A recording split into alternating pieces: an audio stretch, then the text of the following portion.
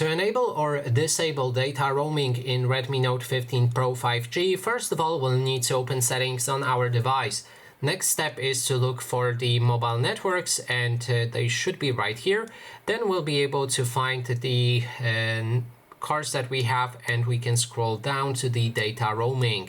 Now there's the option right here that allows you to turn it on and off.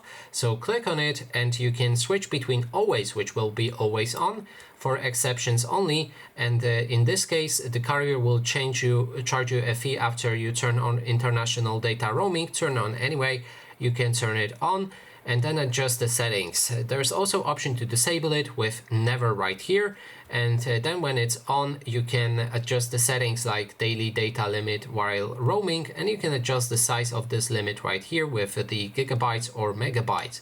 There's also option to adjust the procedure when the data is exceeded.